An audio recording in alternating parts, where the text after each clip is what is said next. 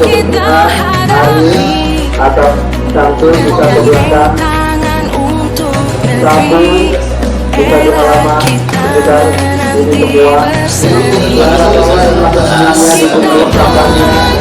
Pancasila, kita bernafas dalam sila-silanya. Kesepakatan kelas untuk kita buat bersama dan kita laksanakan bersama. Kesepakatan kelas berupa keyakinan-keyakinan yang sudah umum, ya, keyakinan-keyakinan yang sudah umum yang bisa kita laksanakan bersama di kelas. Sebelum kita buat, kalian bisa langsung pikirkan dulu apa yang akan kalian usulkan. Setelah itu bisa kita tulis di papan tulis untuk menjadi kesepakatan kita. Ada yang punya ide? Oh, ayo. Bentar. Untuk ide yang pertama, untuk menertibkan cara berpakaian, dan yang kedua, lebih tertib ketika masuk kelas dalam hal waktu. Oke, di sini ada dua. Pertama, pakaiannya ditertibkan, baik dimasukkan, ya. Selanjutnya datang tepat waktu. Kita catat dulu di papan tulis, ya. Kerapihan berarti, ya. Nah, selanjutnya tertib waktu.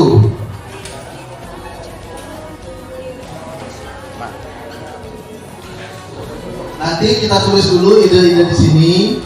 Selanjutnya, kalau ada yang tidak setuju, kita bisa ganti atau kita bisa hapus. Jadi apapun bisa diungkapkan untuk kesepakatan kelas ini.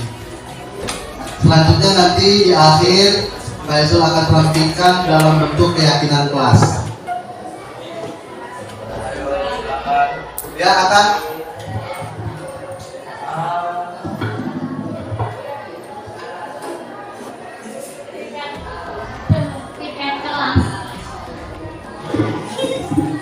Oke, piket kelas sudah datang.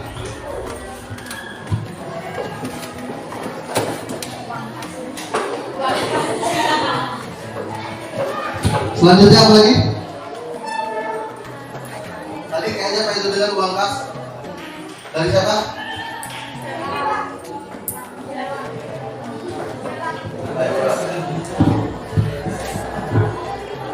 Uang kas.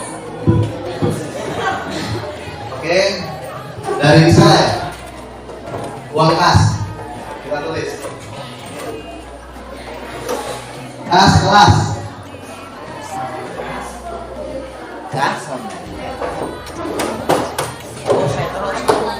Mungkin untuk yang kelima, bisa setiap buku diamal soleh untuk disampul. Oke, menyampul buku, ya.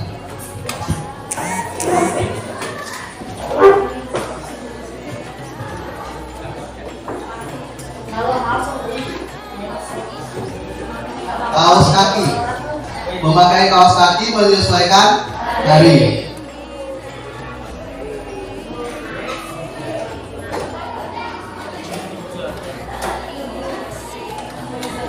Oke. Kita sudah dapat 6, kira-kira ditambah? Hah? Rambut. Oh, kerapian rambut, ya. Rambut dan kuku, ya. Selanjutnya dari kesepakatan kelas ini yang perlu kita revisi yang mana? Oke, saya bacakan lagi. Kerapihan, tata tertib waktu, piket kelas, tas kelas, sampul buku, kaos kaki, rambut dan kuku. Nah, di sini Pak Isul akan ringkas dalam bentuk keyakinan kelas. Keyakinan kelas apa yang bisa kita buat dari kesepakatan ini? Tanggung jawab.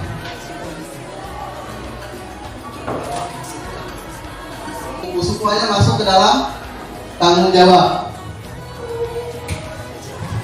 Selanjutnya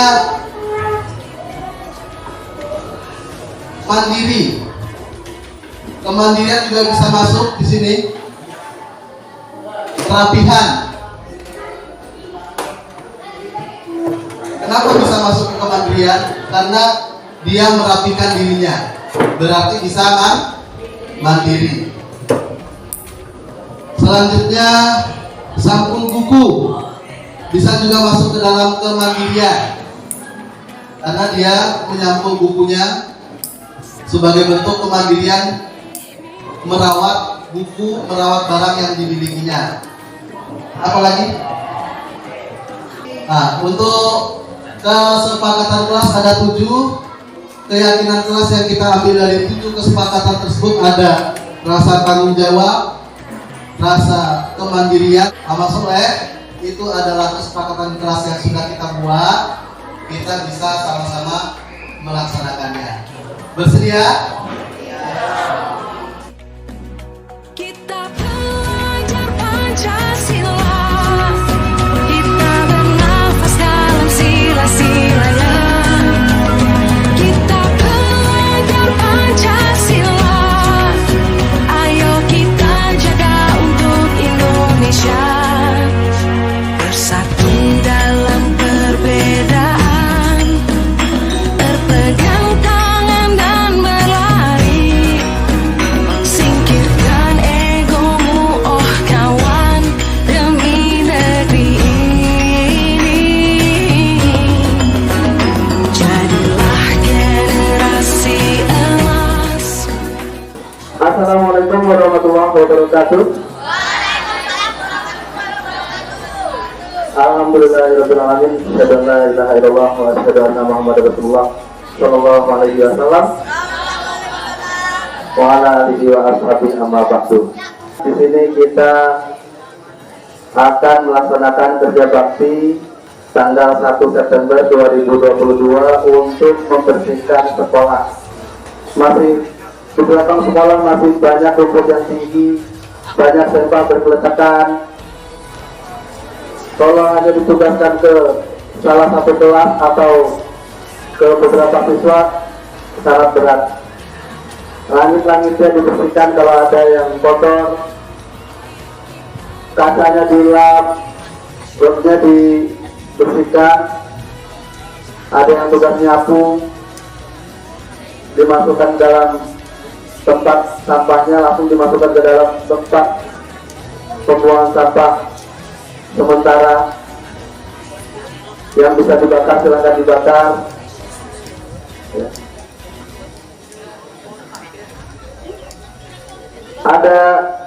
Sudah ada yang bawa alat kebersihan?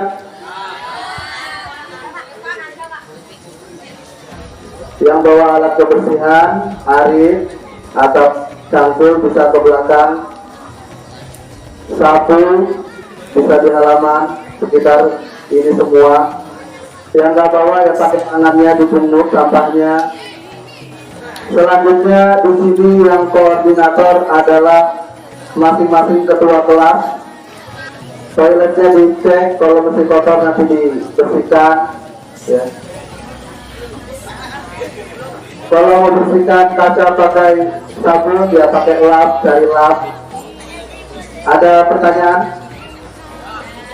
Selanjutnya untuk lebih jelas tugasnya, amal soleh setiap ketua kelas dari kelas 7A sampai 9B bisa ke perpus untuk pembagian tugas, ditambah dengan ketua OSIS-nya. Alhamdulillah jazakumullah khairan. Insyaallah cukup. Silakan ke kelasnya masing-masing dulu. Pertama membersihkan kelasnya dulu. Udah bersih kelasnya, langsung ke halaman, langsung ke belakang. Nanti ketua kelas habis ditutup ini langsung masuk ke perpus. Alhamdulillah jazakumullah khairan. Assalamualaikum warahmatullahi wabarakatuh. Jadilah generasi emas, cerdas berkarakter itu kita, berjuang dan harus berani. Kita terus torehkan prestasi.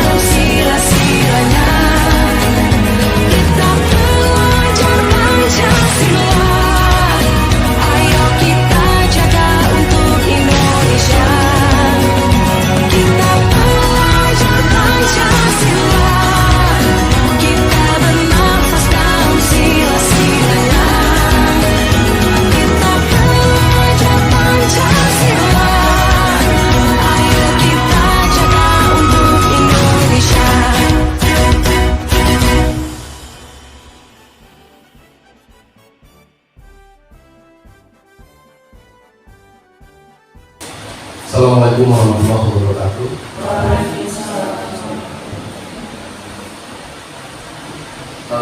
Izinkan saya sebagai calon guru penggerak Angkatan 5 Kabupaten Pulau Bawang, nama saya Zulfirdaus, ingin melakukan penugasan di sertifikat PPG Guru, yaitu terkait aksi nyata modul 1.4 budaya positif. Yang saya angkat dalam aksi nyata saya ambil ringan-ringan saja yang kita bisa membudayakan itu di lingkungan kita, yaitu lingkungan bersih dan sehat.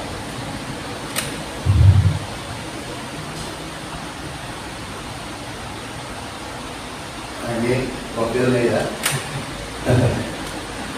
Sebelum saya menjelaskan rencana aksi nyata saya pada teman-teman semua tentang lingkungan bersih dan sehat, izinkan saya membagikan pemahaman saya tentang filosofi pendidikan Ki Hajar Dewantara, nilai dan peran guru penggerak, isi guru penggerak budaya positif, dan pengalaman dalam menerapkan budaya positif kepada rekan guru semua. Yaitu yang pertama, filosofi Ki Hajar Dewantara. Pendidikan itu betul-betul menuntut kodrat yang ada pada anak-anak agar mereka dapat mencapai kebahagiaan setinggi-tingginya, baik lingkungan keluarga maupun lingkungan masyarakat. Jadi anak itu pada dasarnya sudah punya ilmu, yang mana ilmu itu kita tinggal asah, kita tinggal tajamkan. Contohnya sebagai petani ketika menanam jagung tidak bisa tumbuh kedelai, tetap jagung. Yang bisa dilakukan petani menyuburkan jagung tersebut menjadi jagung super atau jagung yang layu. Tidak bisa kita melatih ikan untuk manjat kalau katanya Einstein, gitu ya. Kita tidak bisa menilai ikan dari cara memanjat pohon, gitu ya. Sebenarnya budi pekerti atau watak merupakan kepaduan antara gerak pikir, perasaan, dan kehendak sehingga menimbulkan suatu tenaga. Guru sebagai penuntun dan pemberi teladan dalam pertumbuhan karakter baik anak sehingga anak memiliki kesadaran serta tanggung jawab menjadi diri sendiri. Jadi kita ini memiliki tanggung jawab untuk memberikan kesadaran bahwa keyakinan dia sesungguhnya sebagai murid itu apa. Yang sudah kita bahas banyak di dalam rapat guru ya. Selanjutnya tentang budaya positif. Dalam penerapan budaya positif di sekolah untuk membentuk karakter murid disesuaikan dengan profil pelajar Pancasila, yaitu diantaranya mandiri, takwa kepada Tuhan, disiplin, bertanggung jawab. Ya. Selanjutnya pemberi teladan yang selalu berpihak kepada murid. Hal ini bertujuan agar anak murid memiliki kesadaran tentang tanggung jawab menjadi diri sendiri. Ini keterkaitan antara filosofi Dewantara dengan budaya positif. Hargai potensi, tingkatkan prestasi, lahirkan profil pelajar Pancasila. Belajar. Selanjutnya keterkaitan budaya positif dengan nilai dan peran guru penggerak. Nilai guru penggerak itu mandiri, reflektif, kolaboratif, inovatif, berpihak pada murid. Jadi apapun yang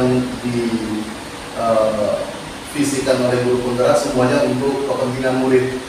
Jadi biaya miliaran, triliunan yang dari pemerintah itu tujuannya itu sekarang kita harus ke murid, gitu ya. Selanjutnya peran guru penggerak menjadi pemimpin pembelajar, mendorong kolaborasi, menjadi pelatih atau contoh pada guru lain. Ini saya hanya copy dari modul, mewujudkan kepemimpinan murid, menggerakkan komunitas praktisi. Selanjutnya budaya positif, nilai dan peran guru penggerak yang sudah terpatri dalam jiwa guru penggerak menjadi kekuatan dalam menerapkan dan menumbuhkan budaya positif di lingkungan sekolah, mengedepankan profil pelajar Pancasila. Belajar, bergerak, berbagi untuk negeri, kita menjalin kolaborasi. Belajar, bergerak, berbagi untuk negeri, demi bakti pada Ibu Pertiwi. Belajar, bergerak, berbagi untuk negeri, kita menjalin kolaborasi.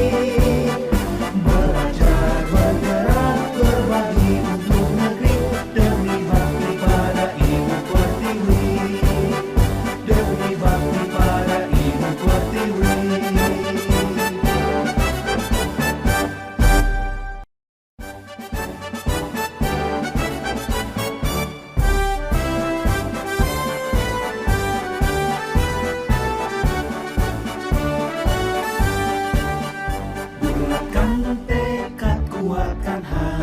negeri ini memanggilmu kawan.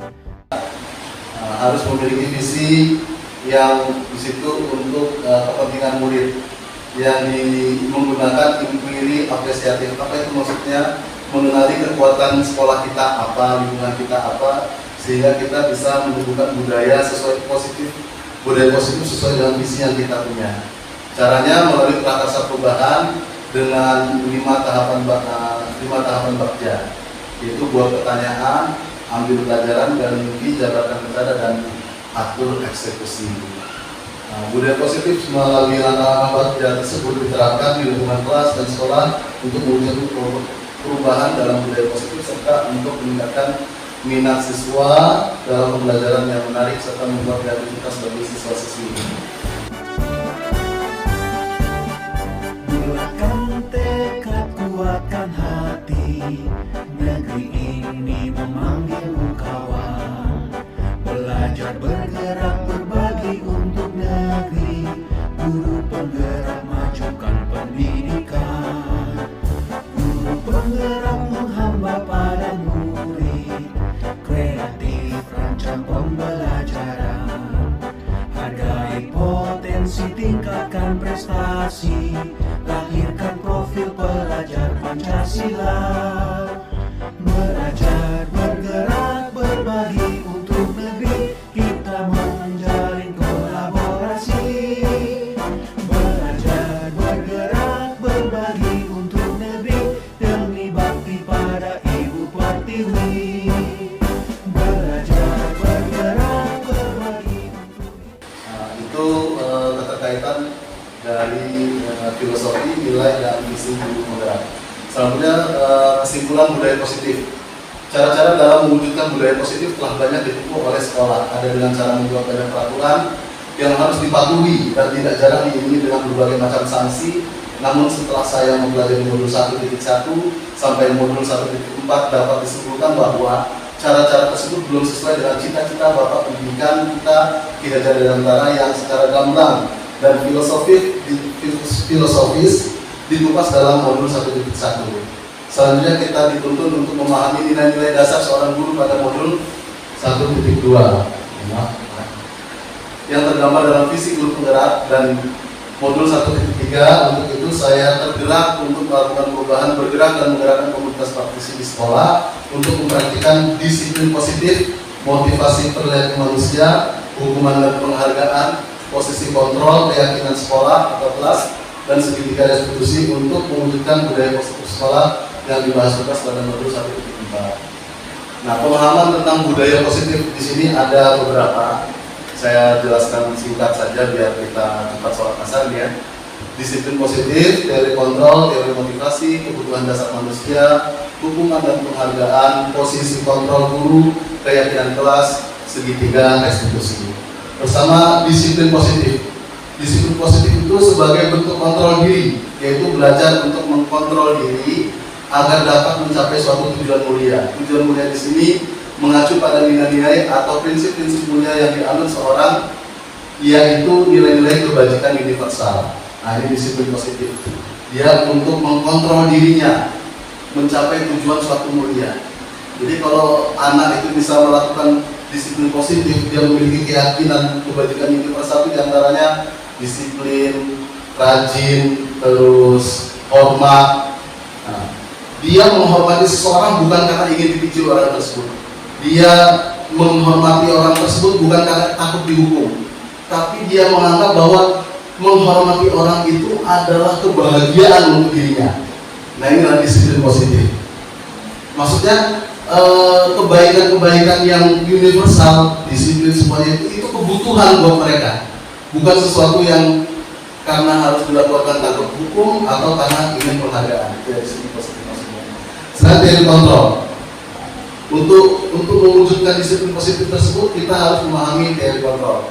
Teori kontrol dinyatakan bahwa ada sesuatu tujuan di balik suatu perilaku manusia. Salah satu tujuannya adalah untuk memenuhi kebutuhan dasar mereka. Nanti kita bahas tentang kebutuhan dasar mereka, yaitu untuk kebebasan, kesenangan. Jadi anak nakal yang tadi kita bahas di musyawarah itu belum tentu dia nakal, tapi ada salah satu kebutuhan dasarnya yang gagal terpenuhi oleh dia. Misalnya kesenangan, hidupnya nggak senang, makanya dia sulit untuk melakukan kebaikan, atau dia nggak punya kepuasan, atau dia tidak bisa menjaga dirinya, atau kurang perhatian dan sebagainya. Nah, ini teori kontrol ya. Jadi anak nakal itu bukan karena anak itu nakal, tapi karena mungkin ada kebutuhan dasarnya nanti yang kita bahas belum terpenuhi. Ya. Selanjutnya teori motivasi. Dalam teori motivasi ada 3 motivasi perilaku manusia, yaitu menghindari ketidaknyamanan atau hukuman. Orang termotivasi kalau takut dihukum. Yang pertama. Yang kedua, mendapatkan imbalan atau penghargaan dari orang lain. Orang termotivasi kalau wah ini saya dapat penghargaan ini. Yang ketiga, menjadi orang yang mereka inginkan dan menghargai diri sendiri dengan nilai-nilai yang mereka percaya. Ini yang paling bagus. Mereka termotivasi karena dia pengen jadi orang baik, pengen menjadi orang yang yakin bahwa dia di situ itu memang bagus. Ya. Nah, untuk nomor 1 dan nomor 2 ini namanya motivasi eksternal, motivasi dari orang. Ada yang berhasil tapi lebih banyak gagalnya. Tapi kalau motivasi yang nomor 3 ini motivasi intrinsik. Nah, ini yang berhasil 100%. Kalau kita bisa membuat murid itu termotivasi secara yang nomor 3, mereka meyakini bahwa itu adalah yang benar, mereka meyakini bahwa saya melakukan itu adalah sesuatu yang hebat, penghargaan dirinya, ini yang benar. Ya, gitu ya. Oke, kita langsung. Ini untuk mewujudkan disiplin positif yang di materi pertama tadi. Nah, ini tadi yang saya bilang kebutuhan dasar manusia. Anak nakal jangan-jangan ada salah satu kebutuhan dasarnya tidak terpenuhi di sini. Seluruh tindakan manusia memiliki tujuan. Ketika kita mendapatkan apa yang kita inginkan, sebenarnya saat itu kita sedang memenuhi satu atau lebih dari satu kebutuhan dasar kita, yaitu kebutuhan untuk bertahan hidup. Dia susah, bisa saja anak nakal mungkin karena kehidupan di rumahnya susah, atau bagaimana kita datengin apa yang perlu dibantu, apa yang perlu dimotivasi, apa yang perlu didukung tentang kehidupannya, atau kasih sayang atau rasa diterima, enggak dapat perhatian. Selanjutnya kebebasan, enggak bebas, selalu dikekang, selalu dimarahin, ya, bisa saja itu. Kesenangan, dia jarang, dia tidak memiliki kesenangan, hidupnya nggak senang. Atau penguasaan, tidak bisa memiliki sesuatu yang dia inginkan. Jadi ini kebutuhan dasar manusia. Nah, sebenarnya kita bisa merubah murid tersebut. Ini loh yang kamu inginkan. Apa itu? Nilai-nilai kebajikan ini, persamaan diri, hidup hemat, semuanya. Nah, jadi yang seperti itu bisa dijalankan di sistem positif tersebut kalau kita bisa merubah paradigma si siswa, murid yang tidak terpenuhi kebutuhan dasarnya menjadi itulah kebutuhan dasarnya, yaitu hidup baik. Gitu. Selanjutnya hukuman dan penghargaan. Hukuman bersifat tidak terencana atau tiba-tiba. Anak atau murid tidak tahu apa yang akan terjadi dan tidak dilipatkan. Penghargaan yang diberikan dalam bentuk hadiah atau pujian berpotensi dapat menghilangkan kegembiraan sesungguhnya. Ya. Penghargaan yang diberikan dalam bentuk hadiah atau pujian berpotensi, tanda kutip berpotensi ya, dapat menghilangkan kegembiraan sesungguhnya yang telah diterima murid. Untuk itu ada istilah dihukum oleh penghargaan. Dia bisa baca, senangnya luar biasa murid, senangnya biasa anak kelas 1 itu bisa baca itu senang luar biasa. Habis itu gurunya bilang, wah ini duit 50.000, senangnya berpaling ke 50.000, bukan karena dia bisa baca. Minta waktunya lagi, ini udah masih sedikit lagi insya Allah. Nah, sebab penghargaan memiliki pengaruh jangka pendek. Penghargaan itu cuma sekilas saja, saat itu saja dia senang. Habis itu kalau nggak ada penghargaan, ya udah dia nggak mau berubah, gitu ya. Seperti makanya sekarang kita dalam pendidikan yang terbaru ini tidak ada ranking, tidak ada jumlah yang tinggi. Karena apa? Itu berlaku sementara aja. Penghargaan tidak efektif. Ada studi, ada 2 kelompok. Satunya diberi penghargaan iming-iming kalau berhasil, satunya tidak. Satunya diberi motivasi, kamu bisa, kamu hebat, kamu memiliki ilmu. Satunya kalau kamu bisa, kamu hebat, kamu dapat ini, itu dan sebagainya. Di akhir begitu dilihat hasilnya, yang lebih hebat itu yang tidak diberi iming-iming penghargaan. Penghargaan merusak hubungan. Ada satu murid hebat, wah kamu hebat, temen yang lain dia, dasar dia aja yang dipuji. Saya nggak mau temenan sama dia. Akhirnya yang dipuji oleh gurunya dikucilkan. Itu penghargaan bisa merusak hubungan. Setelah dikucilkan, si anak yang dipuji jengkel sama gurunya. Nah, itu merusak hubungan. Selain mengurangi ketepatan, menurunkan kualitas, mematikan kreativitas, menghilangkan motivasi dalam diri. Tidak ada motivasi dalam diri, itu penghargaan. Kenapa penghargaan itu motivasi eksternal? Justru penghargaan itu adalah ketika dia bisa melakukan apa yang benar-benar menjadi nilai kebajikan universal. Selanjutnya, posisi kontrol guru ada 5. Penghukum, pembuat merasa bersalah, teman, pemantau, dan manajer. Guru itu hanya ada 5 sifat ini. Kalau dia itu dikelompokkan. Nah, kalau bisa kita menjadi manajer nomor 5. Tapi kalau nggak bisa, kita bisa menjadi teman atau pemantau. Ada penjelasannya penghukum. Seorang penghukum bisa menggunakan hukuman fisik maupun hukuman verbal.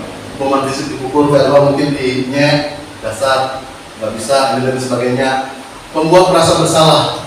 Ini memposisikan diri bersuara lebih rendah buat siswa nggak nyaman. Nah, kamu nggak kasihan sama bapak toh. Nanti kalau kamu nggak bisa, bapakku marahin ke bapak bagaimana? Nah, ini membuat anakku merasa kasihan, merasa bersalah. Ini nggak bagus untuk mental siswa. Nah, selanjutnya teman, tidak menyakiti murid, langsung ingin membantu. Nah, kamu ada kesulitan apa? Sini bapak bantu. Ayo kita kerjain bareng. Nah, ini posisi teman. Suatu saat kalau gurunya lagi repot nggak mau bantu, anaknya jengkel. Itu yang pertama. Yang kedua, kalau posisi teman, anak hanya nurut sama guru itu. Ke guru yang lain nggak nurut dia. Saya nggak mau sama guru yang itu. Saya mau sama Pak Judi aja, atau saya mau sama Pak Budi saja. Karena saya sudah dikoncoli sama Pak Budi. Sama guru yang lain tidak normal. Ini kalau posisi teman. Pemantau. Kalau pemantau ini membuat sesuatu, memutuskan sesuatu sesuai dengan keyakinan kelas sebelumnya. Misalnya telat masuk sekolah, dan nanti kamu jam istirahat, kamu tetap di kelas mengerjakan ketinggalan sesuai dengan konsekuensi yang sudah ada. Ini pemantau. Manajer ini posisi terakhir. Posisi di mana guru berbuat sesuatu bersama dengan murid, mempersilahkan murid mempertanggungjawabkan perilakunya, mendukung murid agar dapat menemukan solusi atas permasalahannya. Di posisi manajer ini bisa dipraktekkan dengan namanya segitiga restitusi yang akan saya jelaskan berikutnya. Selanjutnya, keyakinan kelas. Keyakinan kelas beda dengan peraturan kelas. Kalau peraturan kelas, jangan buang sampah pada tempatnya, masuk kelas tepat waktu, jangan ribut saat guru menyampaikan materi. Nah, itu peraturan kelas. Tapi kalau keyakinan kelas, hidup disiplin, bertanggung jawab, bisa dipercaya, itu sudah mencakup semuanya. Misalnya bertanggung jawab, punya makanan, dibuang tepat pada tempatnya. Mau masuk kelas, datang tepat waktu. Itu keyakinan kelas. Nah, berarti keyakinan kelasnya adalah nilai-nilai kebajikan yang disepakati secara tersirat dan tersurat, lepas dari latar belakang suku, negara, bahasa maupun agama. Nah, kita sebagai guru, saya sebagai guru penggerak diminta oleh tugas di aksi nyata ini untuk mengimbaskan bahwa guru boleh membuat keyakinan kelas untuk mapelnya masing-masing.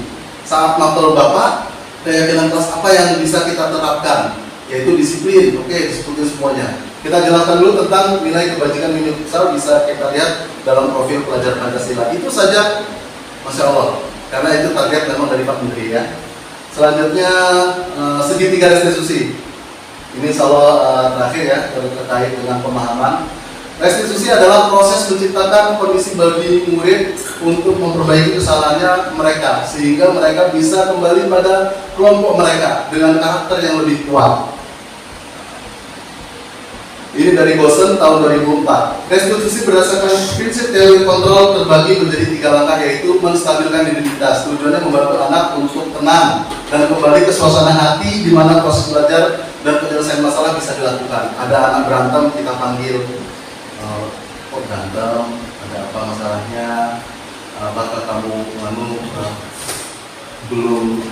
belum kok, bagaimana, kita stabilkan gitu ya. Atau kalau ada anak yang telat, kenapa telat, apa nggak ada motor dan sebagainya, kita stabilkan, mereka pulling dulu, mereka tenang dulu, ini menstabilkan identitas. Setelah validasi tindakan yang salah, setelah kita tenangkan, anaknya biasanya itu berontak, dia pengen mengungkapkan kalau dia seperti itu ada alasannya. Nah, kita validasi tindakan yang salah. Oh iya, iyalah, kalau bapak di posisimu ya sama, bapak juga akan melakukan hal yang seperti kamu lakukan. Nah ini validasi, padahal itu salah kan sebenarnya, tapi kita mau validasi dia bahwa kita bisa seperti dia. Nah ini selanjutnya menanyakan keyakinan. Tapi kalau menurutmu itu benar nggak sesuai keinginan hati kecilmu mengatakan yang seperti itu benar atau enggak? Nah disinilah saat inilah namanya posisi guru sebagai manajer, anak akan melakukan dia sih itu nggak benar, saya akan ini dan sebagainya, seharusnya saya begini, walaupun saya diginin sebenarnya saya nggak boleh begini Bu. Berantem sampai bajunya sobek, sebenarnya iya menyobek baju teman tuh nggak bagus, nah gitu ya. Nah, selanjutnya ini namanya segitiga restitusi. Nah ini contoh praktik segitiga restitusi yang saya sudah lakukan oleh Reno.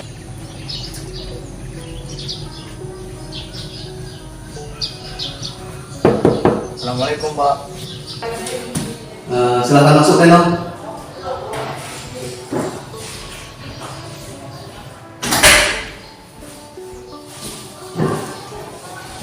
Selamat pagi Reno. Pagi Pak. Bagaimana kabarmu pagi ini? Baik Pak. Kamu tahu kenapa Pak Izul panggil ke kantor pagi ini? Maaf, saya tidak tahu. Pak Izul ingin mengklarifikasi sesuatu ke kamu. Pak Izul dapat laporan bahwa kamu mencontek tugas IPA. Jika tidak, ya alhamdulillah. Namun jika kamu memang mencontek pelajaran tugas IPA Pak Izul juga nggak marah. Karena setiap siswa pada dasarnya memiliki rasa ingin mencontek. Pak Izul pun sama. Dulu waktu sekolah seringkali Pak Izul memiliki rasa ingin mencontek dan Pak Izul tidak mempermasalahkan itu. Namun di sini Pak Izul ingin mengklarifikasi. Maafkan saya Pak, saya tidak aman. Saya melakukan hal tersebut karena saya merasa kesulitan dalam mengerjakan tugas IPA tersebut. Tidak masalah Reno, Pak Izul maklum. Kamu bisa saja berbuat tidak mengerjakan tugas karena kesulitan mengerjakan tugas. Namun di sini karena kamu menghormati Pak Izul, kamu lebih memilih mencontek. Pak Izul bangga ke kamu. Namun, apakah kamu yakin dengan perbuatan mencontek tersebut adalah sesuatu yang benar? Tentu tidak Pak, saya terpaksa dan kadang-kala merasa ada beban ketika saya mencontek. Menurutmu, bagaimana seharusnya yang kamu bisa lakukan untuk menyelesaikan tugas tanpa mencontek? Saya akan bekerja sama dengan kawan ketika diskusi dalam mengerjakan tugas Pak. Nah, itu bisa menjadi solusi untukmu dalam mengerjakan setiap tugas yang Pak Izul berikan. Mungkin kamu bisa bertanya juga ke Pak Izul jika dalam diskusi kelompokmu menjumpai kesulitan. Bagaimana? Baik Pak. Oke, sekarang silahkan kembali ke kelasmu. Kamu silahkan berdiskusi dengan kawan-kawanmu di kelas.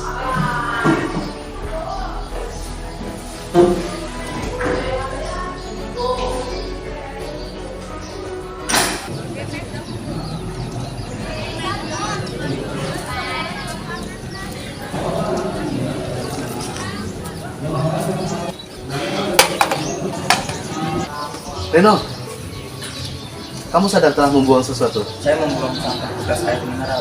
Maaf Pak, saya membuang sampah sembarangan ya.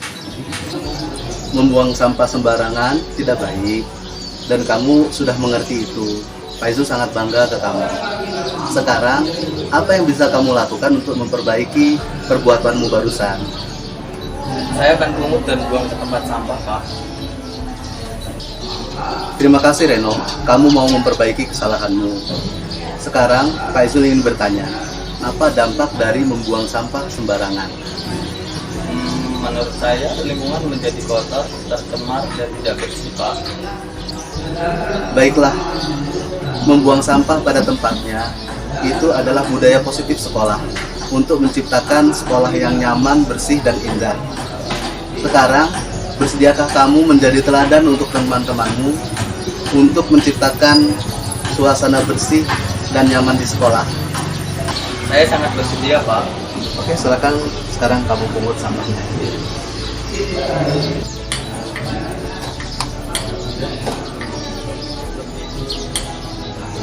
Oke Reno, menurutmu bagaimana terkait yang Pak Izul lakukan barusan? Jika kamu dalam posisi seperti di video tadi, menurutmu siswa perasaannya bagaimana? Menurut saya sangat bagus karena membantu siswa untuk mencari solusi. Selanjutnya, kita memiliki kesadaran dari dalam diri untuk membuat budaya yang baik di sekolah. Oke, berarti kamu merasa terapresiasi banget ya, merasa senang ya. Alhamdulillah, jazakallah khairan Reno. Amin. Suka nih? Oke deh.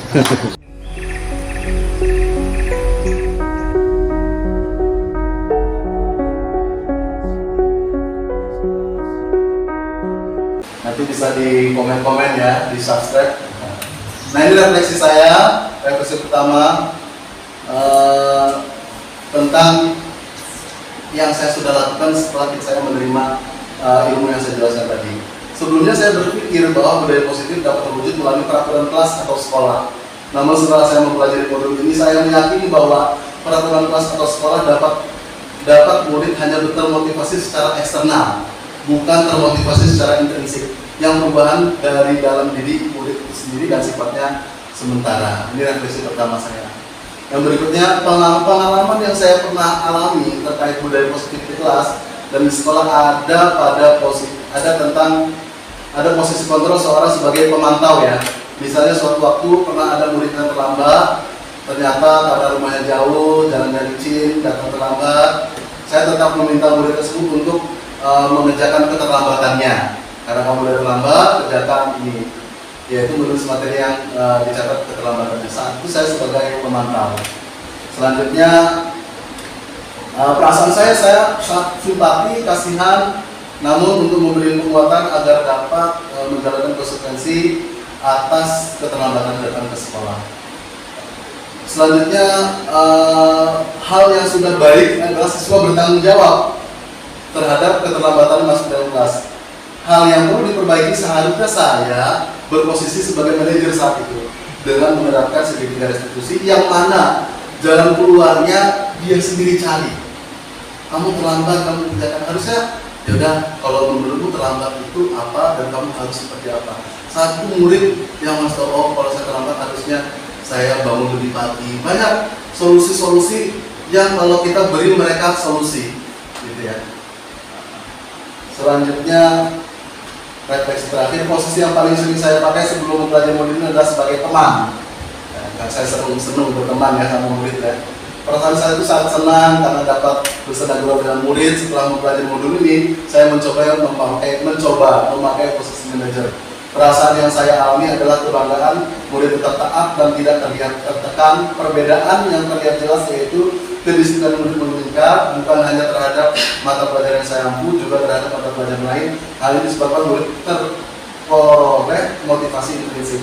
Dia termotivasi bukan karena saya, tapi karena dirinya sendiri yang ingin memotivasi dirinya. Jadi kita itu membuat murid bukan hanya hormat kepada kita, tapi hormat kepada sang murid itu sebagai posisi manajer. Tapi itu tidak salah. Kalau kita melakukan sebagai teman itu tidak salah.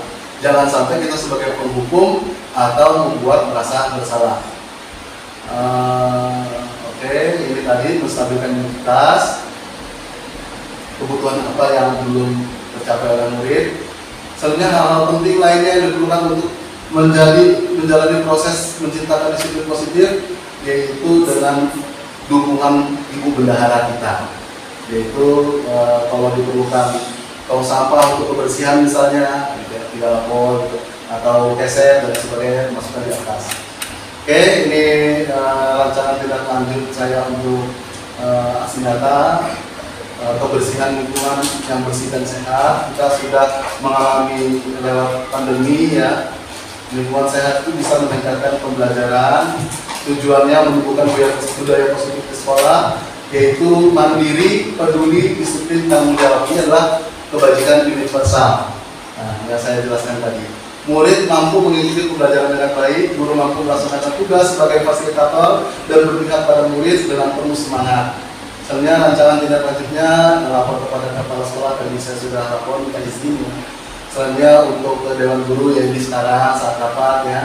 Selanjutnya menyampaikan tata cara membuat menjadi lingkungan bersih, yaitu protokol kesehatan, membuang sampah pada tempatnya, melakukan piket, menggunakan keset sebelum masuk kelas, menyiram toilet, melakukan kerja bakti, menyediakan media untuk berkreasi. Kita udah semua sebenarnya, tapi saya hanya menguatkan di dinding kelas tuh. Siswa berkreasi itu mana di dinding, seperti Pak Yahya yang melakukan udah bagus ya, dindingnya jadi bagus. Anak-anak melihat dinding jadi, sayang ini udah coretan saya yang bagus, saya nggak mau coret lagi gitu ya.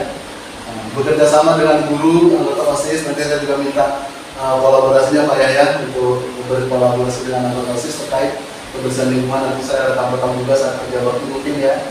Selanjutnya didokumentasikan, diupload di Facebook, diupload di YouTube. Oke. Selanjutnya tolak ukurnya foto lingkungan sekolah bersih dan sehat, foto murid yang menggambarkan semangat dalam KBM, hasil angket yang disebarkan kepada murid dan dewan guru. Soalnya seminggu lagi insya Allah saya buat angket terkait kebersihan lingkungan, ya bisa dilihat, disesuaikan gitu ya. Dukungan yang dibutuhkan kepala sekolah, rekan sejawat, orang tua, murid, dan OSIS SMP. Terima kasih. Alhamdulillah, jazakumullah khairan. Seperti itulah pemimbasan saya di sekolah. Mungkin kalau ada yang bertanya satu saja, atau kalau sudah cukup karena sudah sore. Tapi kalau ada bertanya, kita lakukan komunikasi sedikit. Ada mungkin habis itu kita tutup. Atau sedikit tanggapan dari Pak Yudi selaku kepala sekolah, Mas Soe. Assalamualaikum warahmatullahi wabarakatuh. Dengan adanya pembahasan tersebut, ini merupakan ilmu yang sangat mahal dan menurut saya ini sangat bagus, dan insya Allah akan kita terapkan di sekolah kita. Alhamdulillah, dari sekolah. Assalamualaikum warahmatullahi wabarakatuh. Terima kasih atas dukungannya. Jadi kata kepala sekolah kita ya kita bisa terapkan, karena memang itu sudah kita terapkan juga beberapa dan kita dilaporkan. Jadi nanti minta dukungannya bisa di keset dulu. Alhamdulillah, jazakumullah khairan. Assalamualaikum warahmatullahi wabarakatuh. Tangan kita hadapi, bergandeng tangan untuk negeri. Era kita menanti berseri. Kita belajar Dengan adanya pembahasan tersebut, untuk dewan gurunya insya Allah nanti kedepannya akan lebih semangat lagi dan banyak-banyak ilmu yang didapat, karena dengan ada demikian itu benar-benar membuka ruang dewan guru menjadi lebih baik lagi. Dengan adanya guru penggerak ini, mudah-mudahan pendidikan yang ada di Indonesia semakin maju, jaya, dan semakin barokah. Sekian, wassalamualaikum warahmatullahi wabarakatuh.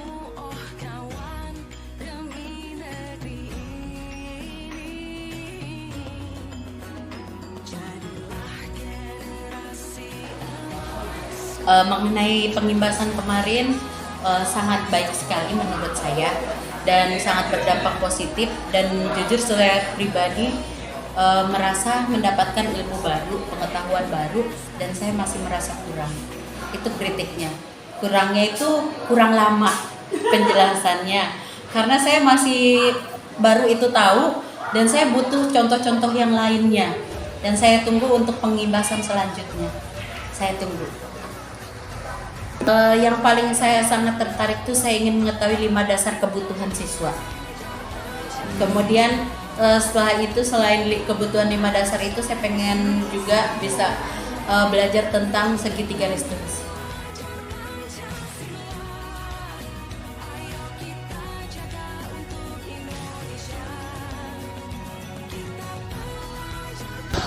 Oke, saya rasa itu bagus sekali untuk materi-materinya.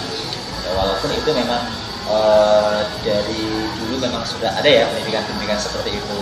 Cuman dalam hal ini yang saya terapkan, yang saya pahami dari materinya itu lebih detail, dan teori-teorinya itu juga lebih bagus. Nah, sehingga untuk diterapkan ke anak ini saya rasa lebih bagus lagi daripada yang sudah mungkin dulu ya sudah diterapkan sih sedikit-sedikit di sekolahan ya dilakukan itu, cuman belum terkoordinir yang bagus. Nah, belum administrasinya dalam segi apanya itu kalau yang sekarang ini lebih bagus lagi ya, itu yang bisa saya sampaikan.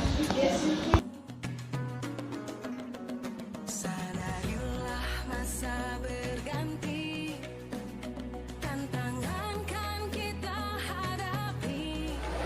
Perasaannya setelah saya mendengarkan pengimbasan yang kemarin sangat bagus sekali. Bisa untuk menjadi contoh ke depannya untuk saya. Kalau seandainya nanti saya mengikuti pendidikan guru penggerak, bisa untuk menjadi ilmu baru buat saya.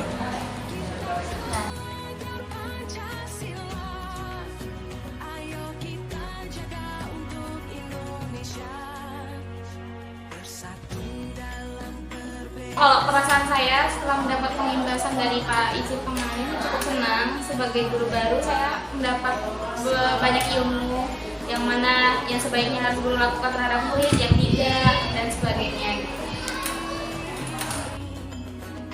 Jadilah generasi emas, cerdas berkarakter itu kita. Kegiatan pengimbasan kemarin sangat antusias karena saya mendapatkan materi dan ilmu baru dari Pak Ijul. Bisa menjadi motivasi saya mengikuti guru penggerak. Semangat Pak Ijul!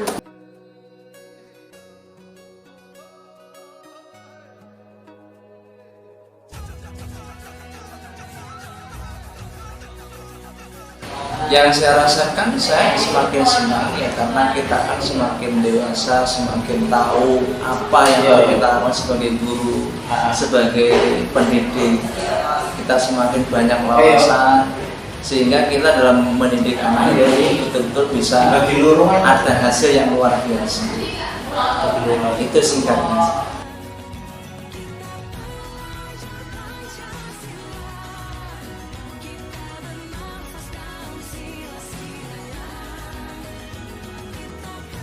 Terima kasih Pak Izul atas pemberian waktunya untuk memberikan tanggapan atas pengimbasan kemarin. Secara pribadi saya sangat berterima kasih sekali, bersyukur dapat wawasan, ilmu. Ternyata kita sebagai guru banyak sekali yang kurang dalam pengetahuan, dalam segi pendidikan, pembinaan untuk generasi penerus bangsa. Maka dengan adanya pembina guru penggerak ya, PGP Pak ya, ini sangat membantu sekali. Secara umum ilmunya sangat bagus, menambah wawasan, menambah pengalaman, dan secara pribadi saya semangat untuk mengikuti PGP gelombang berapa? 8. 8, siap.